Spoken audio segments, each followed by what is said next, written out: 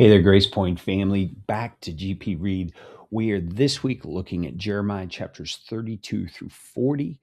And remember, the book of Jeremiah is not necessarily written in chronological order.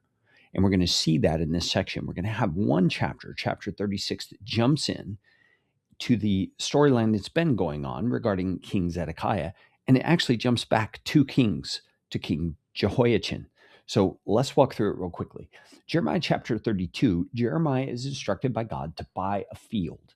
And that's a whole prophetic sort of a reenactment or acting out of something that God is prophesying is going to happen regarding the judgment that's coming to Jerusalem. In chapter 33, God promises restoration to those in Jerusalem. And lots of good things there in chapter 33. Chapter 34 talks about Zedekiah, one of the final kings of Judah, and the broken covenant that happened under Zedekiah and the judgment that's coming because of the hypocrisy that's involved in Zedekiah's life and the life of the people under his reign. Chapter 35, God uses a certain group of people, the Rechabites, to illustrate faithfulness in Jerusalem and the kind of faithfulness that God is expecting from his people.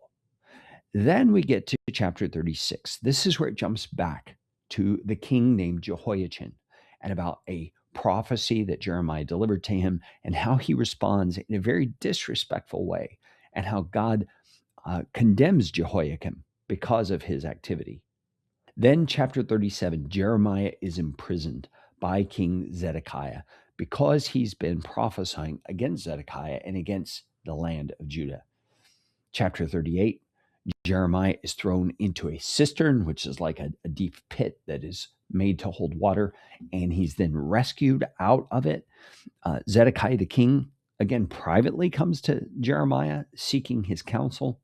And then in chapter 39 of Jeremiah, we see the actual fall of Jerusalem, where Babylon comes in and destroys the city, breaches the walls.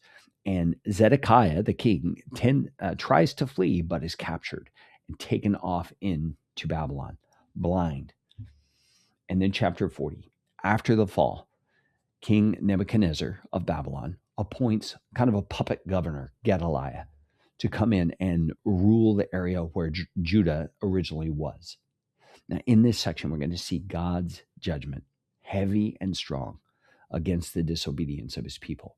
I want to encourage you to ponder, does God judge in the same ways? And if not exactly in the same ways, how does he judge? And what does that look like in our lives if we continue to be disobedient? Also, continue to read the Proverbs and discover the wisdom God has for you. God bless you, GP family. Love you. Talk to you again soon.